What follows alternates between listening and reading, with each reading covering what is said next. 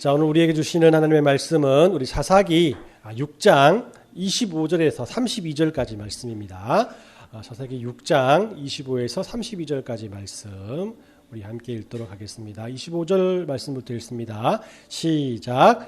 그날 밤에 여호와께서 기드온에게 이르시되 내 아버지에게 있는 수소 곧 7년 된 둘째 수소를 끌고 내 아버지에게 있는 바알의 제단을 헐며 그 곁에 아세라 상을 찍고 또 이 산성 꼭대기에 내 하나님 여호와를 위하여 규례대로 한 제단을 쌓고 그 둘째 수소를 잡아 내가 찍은 아세라 나무로 번제를 드릴지니라 하시니라.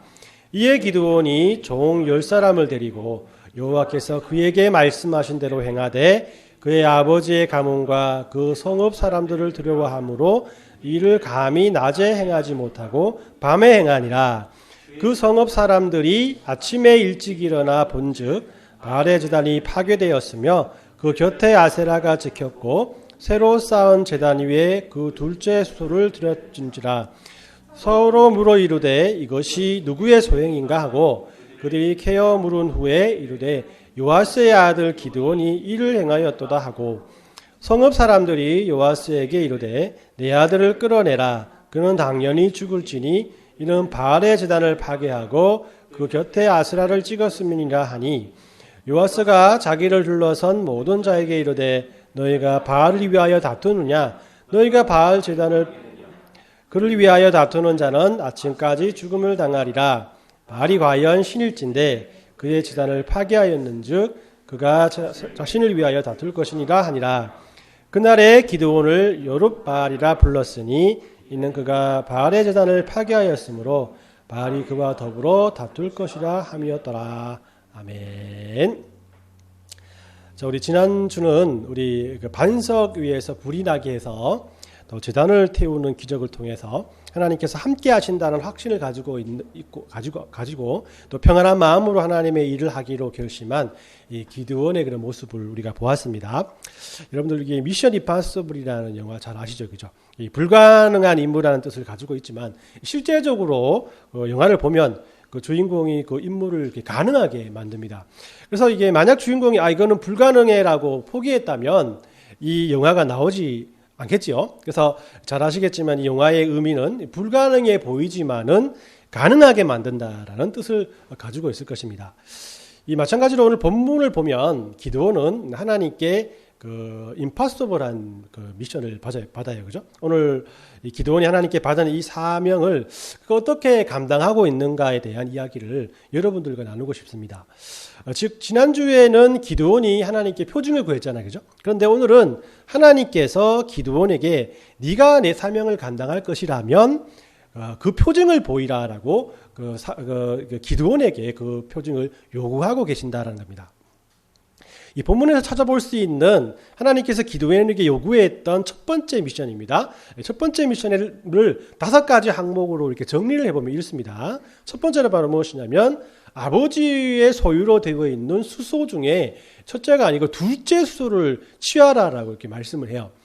여기서 이 둘째 수소라고 하는 것은 두 번째 난소라는 그 의미가 아니라 A급 수소는 뭐요? 첫 번째 수소겠죠, 그죠? 그럼 B급 수소는 두 번째 수소라는 겁니다. 우리는 잘 알고 있죠. 이 수소를 어떻게 하든지 첫 번째 수소를 이렇게 불살라 하나님 앞에 제사를 드렸다면 아버지 굉장히 화났을 거예요, 그죠? 근데 두 번째 수소를 일단은 가지고 가라라고 이렇게 말씀을 하는 겁니다. 이 두 번째는 바로 이렇게 내 아버지 집에 있는 바알의 단을 헐라라고 이렇게 말씀을 해요. 이 말씀을 보면 바알의 단이 기드온 아버지의 집에 있다라고 있거든. 그러니까 아버지의 단이라고 볼 수도 있겠지만 이 아버지가 그 당시에 이 촌장 정도의 높은 지위에 있었기 때문에 아버지 개인적인 단이라고 하기보다는 그 마을 공동의 단이라고 할 수가 있어요. 그래서 이 기드온의 아버지가 마을 촌장 정도 되니까 그 뒷마당에는 큰 단을 세워놓고 거기에서 많은 사람들이 제사를 드렸겠죠, 그죠? 그러니까 기드온 아버지 요아스는 그 단을 관리하는 사람 정도가 되었을 것입니다. 이 한국으로 치면 우리 시골에 가면은 그 각 마을 어귀마다 큰 느티나무 같은 게 있잖아요, 그죠? 혹시 보셨나요? 요즘은 거기에 보면은 막 마을 회관이 이렇게 이렇게 세워져 있고 그 앞에 막 굉장히 큰 마루가 있잖아요. 그래서 여름 되면은 막 거기에 앉아가지고 수박도 먹고 막 그렇게 하는 곳인데 예전에는 거기가 이 성황당이라는 제사를 드리는 신당들이 있었습니다. 그래서 막 큰 나무에다가 막 이렇게 빨간 거, 파란 거, 노란 거 이런 그 천을 이렇게 내리고 거기에 제사를 지내죠. 그리고 거기에 보면은 장승들이 이렇게 서 있는 모습들을 우리가 심심치 않게 보게 됩니다. 하나님께서는 기드온에게 이런 성황당 같은 마을 사람들이 섬기는 그런 이 신당을 부숴버리라라고 요구하고 있는 거죠. 그 세 번째 보면은 그 단 곁에 있는 아세라상을 찍으라라고 이렇게 말합니다. 아세라상은 바알 신과 함께 같이 섬기는, 같이 만들어 놓은 그런 신상이에요. 그러니까 바알과 아세라는 우리가 장승이 있죠, 그죠?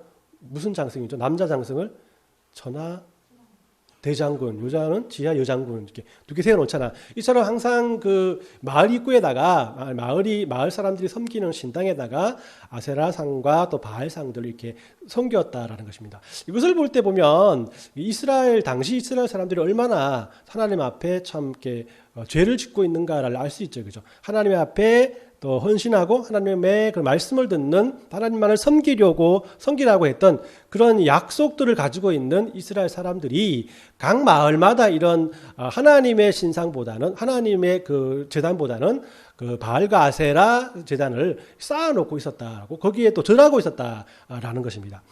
다섯 번째는 바로 뭐냐면 그냥 그 제단 위에다가 그 제단을 다 헐어버리고 거기에 하나님의 제단을 쌓고 난 다음에 그 가지고 온 둘째 수소를 거기에 그 신상으로 섬겼던 나무 신상들을 다 베어버리고 그 나무 신상을 태워서 거기에 하나님 앞에 번제를 드리라라고 이렇게 말씀을 하는 겁니다. 우리 이게 작은 용사 기드온은 하나님께서 주신 미션을 들어보고 어떻게 생각했을까요? 맨 처음에는 김연호 같이 안 돼! 막 이렇게 하면서, 그죠?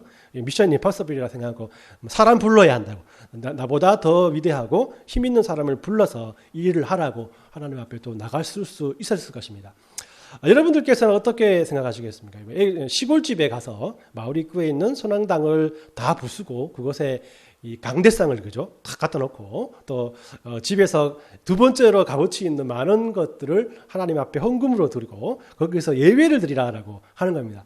이런 그 미션을 받았을 때 이 말씀을 여러분 그대로 순종할 수 있을까요? 물론 그죠. 하나님께서는 기드온에게 하셨던 이 명령을 지금 우리에게는 요구하지 않습니다. 그러나 여러분 이제 이 기드온이 처한 상황이 어떠한 분위기인지 인지하고 마음에 새겨지시죠, 그죠? 자, 그럼 이제 그가 어떻게 이 미션 임파서블 한 일들을 가능하게 순종했는지 오늘 말씀을 통해서 같이 알아보도록 하겠습니다. 우리 27절 말씀을 보면 이에 기드온이 종 10사람을 데리고 여호와께서 그에게 말씀하신 대로 행하되 그의 아버지의 가문과 그 성읍 사람들을 두려워하므로 이 일을 감히 낮에 행하지 못하고 밤에 행하니라 라고 했어요. 기드온이 간절한 마음으로 기도하면서 하나님 앞에 나아갔겠죠, 그죠? 그리고 하나님께서는 기드온에게 용기를 주셔서 이 일을 진행하게끔 합니다. 그리고 기드온은 10명의 종들을 데리고 아버지가 두 번째로 아끼는 수소를 데리고 길을 나서게 되죠. 그런데 기드온은 집안 식구들과 마을 사람들을 두려워해서 낮에 행하지 않고 밤에 이 일을 행했다라고 이렇게 말을 합니다. 마을 사람들이 방해하기 때문이라고도 할 수 있겠고 아니면 자신에게 사람들이 해를 끼칠까 두려워하는 마음일 수도 있겠지만 아무튼 이 사사기 전체로 보았을 때 이 기드온의 모습을 생각한다면 아마도 작은 용사 기드온은 머뭇거렸지 않을까.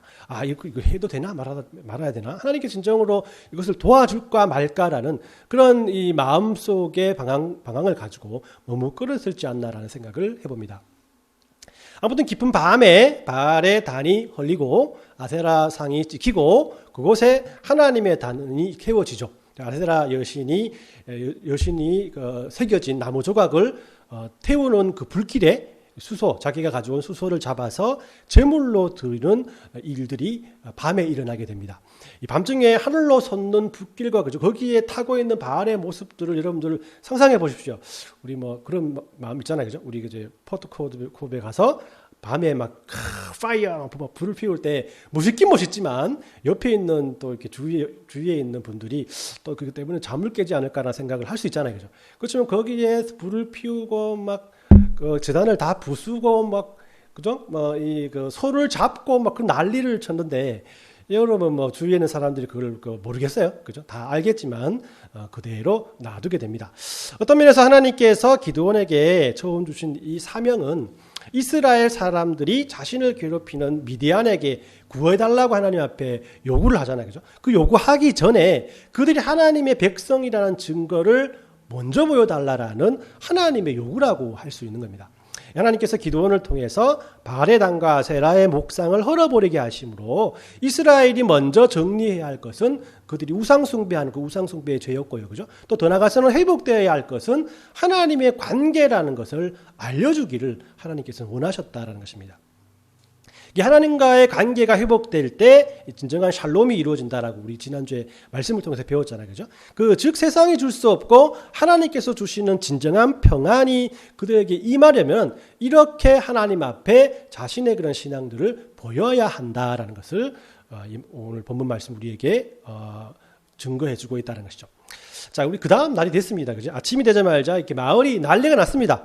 이 사람들은 누가 이 짓을 했냐라고 막 혈안이 돼서 찾게 되죠. 뭐 그 당시에 뭐 CCTV도 없었던 시대이기 때문에 저녁에 누가 이런 소리를 들었는지 뭐 이런 모습을 봤는지 가까우고 다니면서 다 확인을 했겠죠. 그러나 뭐 분명한 사실은 기드온이 그 일을 했다라는 사실을 모든 사람들이 알 겁니다. 그죠? 그렇게 난리를 쳤는데 그러자 사람들은 이 기드온의 아버지인 요아스를 찾아갑니다. 그래서 30절 말씀 보면 성읍 사람들이 요아스에게 이르되 내 아들을 끌어내라. 그는 당연히 죽을지니 이는 바알의 제단을 파괴하고 그 곁에 아세라를 찍었습니다 하니라고 이렇게 말씀을 합니다. 이 분위기가 참 애매해집니다. 그죠? 제단을 파괴한 범인이 제단을 관리하는 사람의 아들이라는 것이요. 이 마을을 대표하는 사람으로서 제단을 관리하는 사람으로서 자신의 아들을 죽여야 한다고 대드는 사람들 앞에서 이 기드온 아버지 요아스는 참으로 혼돈했을 것입니다. 그래서 요아스는 이렇게 대답을 합니다. 31절에 보면 요아스가 자기를 둘러싼 모든 자들에게 이르되 너희가 바알을 위하여 다투느냐 너희가 바알을 구원하겠느냐 그를 위하여 다투는 자는 아침까지 죽음을 당하리라. 바알이 과연 신일진데 그의 제단을 파괴하였은즉 그가 자신을 위해 다툴 것이니라 하니라라고 말씀을 합니다. 이 말씀은 무엇이냐면 바알이 진정으로 신이 맞다면 살아있는 신이라면 그 신당을 훼손한 범인을 그대로 두겠냐라는 것이죠. 바알이 살아있는 신이라면 당연히 내일 아침이면 그 범인은 바알에 의해서 죽음을 당할 수밖에 없기 때문에 바알 자신이 알아서 하게 놔두자는 거예요. 이 논리가 사람들을 설득했는지 모르겠지만 사람들은 그 자리에 돌아갔고 기드온은 그 다음 날에도 다음 날에도 평생 동안 생명을 보존하게 됩니다. 바알의 제단을 관리하던 기드온의 아버지 요아스가 하나님을 향한 신앙 때문에 이런 논리를 펼쳤다라고 보기보다는 다만 아들을 사랑하는 마음을 하나님께서 보시고 또 하나님께서 요아스에게 지혜를 주셔서 이 기드온을 살릴 만한 그런 말을 하게 하였다라고 우리는 생각해 볼 수가 있습니다. 이렇게 하나님께서 자신의 일을 감당하는 사람들을 위해서는 예상치 못한 도움을 주시는 분이시라는 것을 이 사실을 통해서 우리가 깨닫게 되죠.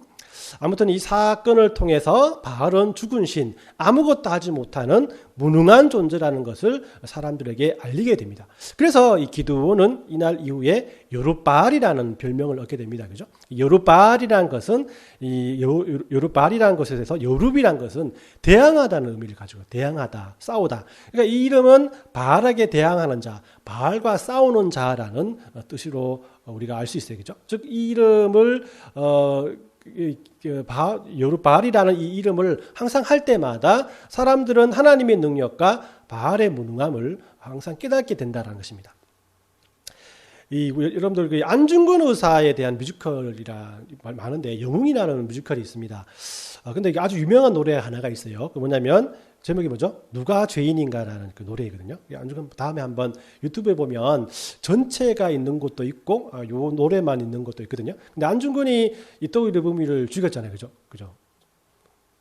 아시죠? 다 한국 사람이니까.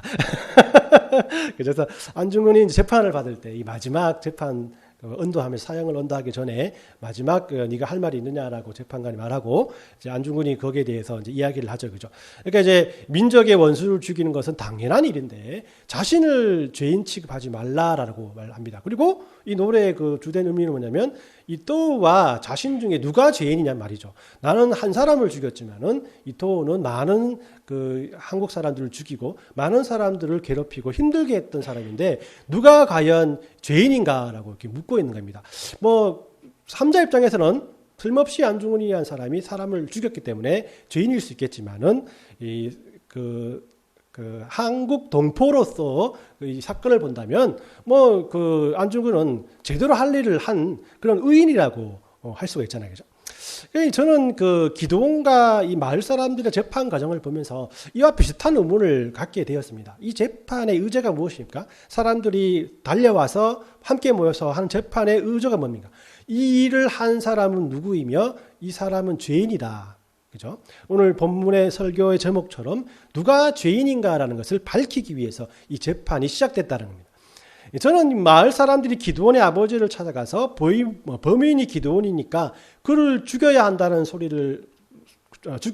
소리치는 그 사람들을 보면서 기드온이 정말 죽을 짓을 한 것일까라는 생각을 해보았습니다.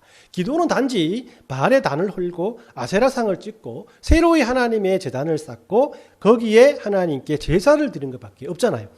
하나님의 제단이 있어야 할 자리에 하나님의 제단을 쌓고 하나님께 제사를 드려야 할 곳에서 하나님 앞에 제사를 드리는 것밖에 없는데 이것이 어찌 죽을 죄가 될 수 있냐라는 것입니다.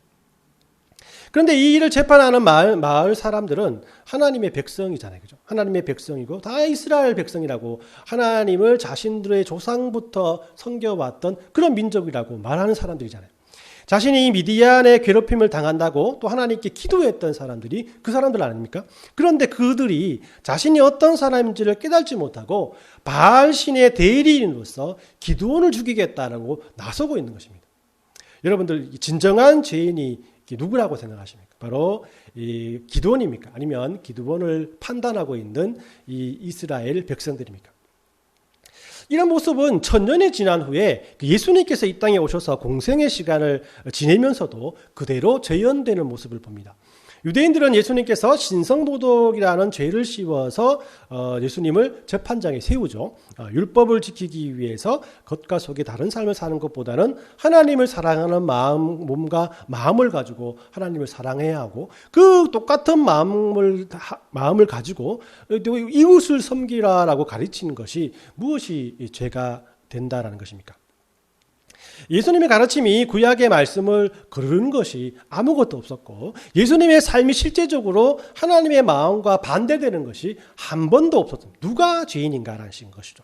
유대인들은 자신들의 유익을 위해서 예수님을 죄인이라고 확신했습니다.